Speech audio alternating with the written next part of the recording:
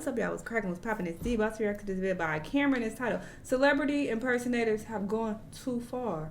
This Ariana girl has gotten on OnlyFans and she on there busting it open, pretending to be Miss Ponytail. You are trifling. I would sue the brakes off you. Don't be trying to act like you me and trying to look like me and you on OnlyFans doing some weird shit. That's crazy. Crazy. But let's see what's going on. Let's watch. There are a lot of things that I am not in life. I may not be the richest man, I may not be the smartest man, and I also may not be the most attractive man, but at least I'm not a celebrity impersonator. Like, every morning I wake up thanking God that I do not have to act like another man or a woman to pay my bills. If I'm keeping it 100, I have more respect for literal criminals than I do for celebrity impersonators. I'm talking bank robbers, carjackers, companies that sell the exact same product each year and completely rob their consumers. They have my respect more than these celebrity impersonators. Because as a celebrity impersonator, your job is to quite literally take the look/mannerisms of another person and basically find a way to monetize that. It is the corniest thing ever. Now, a lot of these celebrity impersonators do it because it's convenient. I mean, when you look that alike to a celebrity and you could potentially make money from looking identical to that celebrity, a lot of people would be like, why not? You know, easy money right there. But when I tell you, some people just tend to take these celebrity impersonations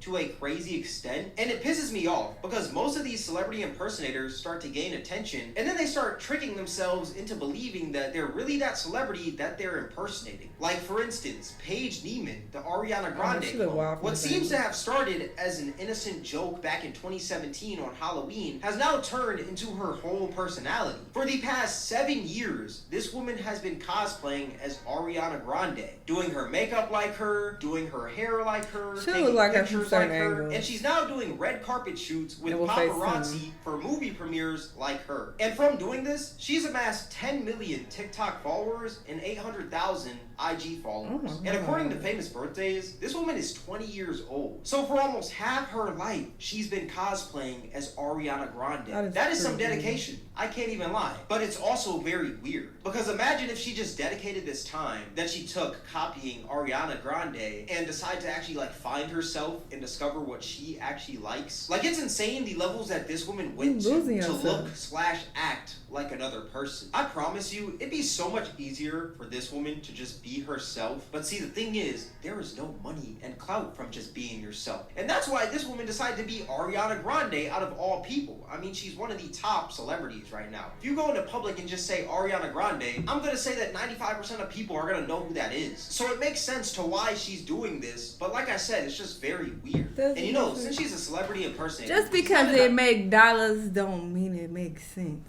okay? It's a word. Diversify the income a bit. Online money comes and goes, especially if you're over here acting like another person. So one of the ways she decided to maximize this attention that she has currently from looking like Ariana is by starting an OnlyFans.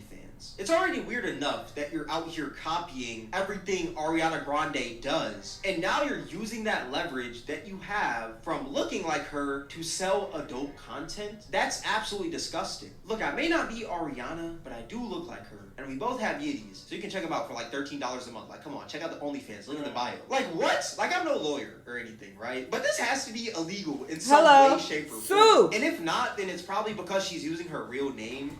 Sue, because you're using my likeness and you trying to look like me.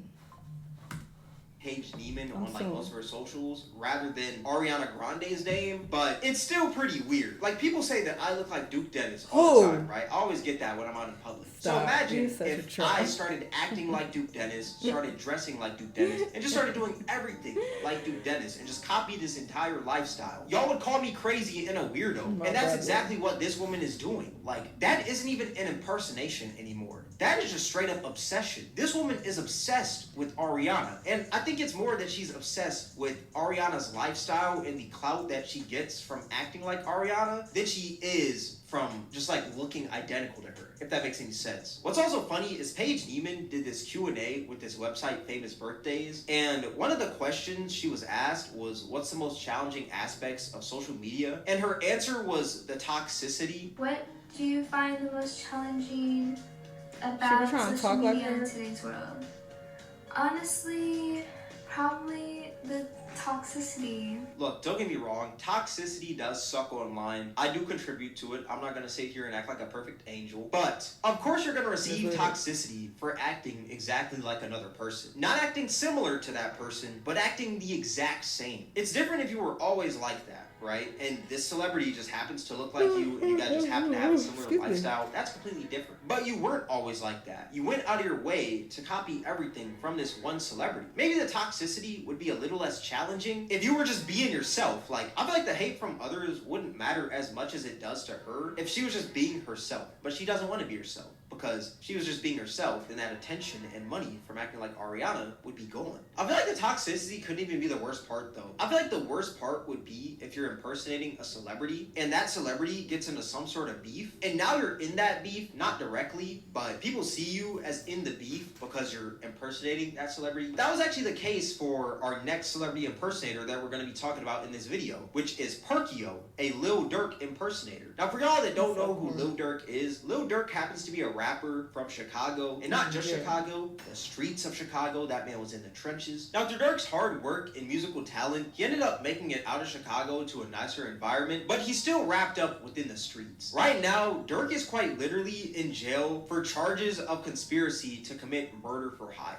Like, he's really about that life. Right off the bat, you can kind of tell that this isn't the best person for you to impersonate online. But back in 2022, Perkio didn't care about any of that, because from his impersonation of Lil Durk, he was able to amass hundreds of thousands of followers and collaborate with many other influencers and content creators. And through this, he actually ended up having a direct relationship with Durk. There were many times where they were on IG Live together, and even Durk allowed Perkio to perform at one of his concerts. But it's not all sunshine and rainbows, because in that same year, Perkio was doing a collab with the YouTuber Steve Will Do It, a good friend of 6ix9ine, aka one of Durk's ops. And this collab was just supposed to be Steve Will Do It, his crew, and Perkio. No one else. But when they meet up for this collab, guess who pops out?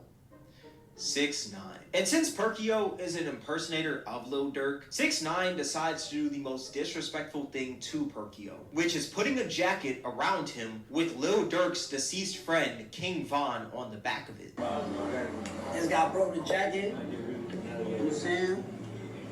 He didn't even know what they put on Someone him. that 6ix9ine has openly disrespected a plethora of times. One of the most notable points was actually the day that he died. 6ix9ine posted laughing emojis on a post about King Von's death. So that jacket wasn't a gift or anything. It was more of an attempt of 6ix9ine trying to get at Lil Durk. And Perkio got caught up in the crossfire because he's over here impersonating a rapper who has ops. Now you can say that, oh, Steve Will Do It set him up and all this stuff because it was just supposed to be a collab with both of them, not with 6ix9ine to start all this drama. But this wouldn't have happened if Perkio wasn't cosplaying as Lil Durk. He would have been nowhere near the situation if he was just being himself. Like, I feel like you shouldn't really be impersonating celebrities in general because I just think it's kind of lame. But to impersonate a celebrity who's connected to the streets is just so insane to me. And that's another thing for the impersonators out there. I feel like impersonators don't realize that they can't just impersonate someone and like expect those problems not to fall onto them. Even though you're not directly that person and those problems don't really connect to you, those problems are still going to fall onto you because you're acting like that person. At least that's how I see it. And from this incident, you would think that Perkio would stop impersonating Lil Durk, but nah. He's now cosplaying as a King Von and Lil Durk hybrid. This man hit the Gogeta transformation. Now he's looking like King Durk. So I guess he just didn't necessarily learn his lesson. Something that I also find funny is that when Durk got locked up, a lot of people were telling this man Perkio to take the fall. Like,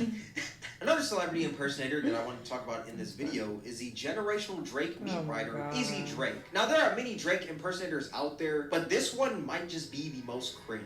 If you thought Perkio's story was crazy, just wait until you hear the story about Izzy Drake. This man had Drake's meat lodged down his throat. Pause. Now, he came up around the same time as Perkio back in 2022, and the way that he came up is by looking very identical to Drake. And I say identical in quotes because this man looked more like French Montana. This man had the heart haircut. He was repping OVO. He was also from Toronto, and he was going around basically mooching off the fact that he is kind of looks like Drake.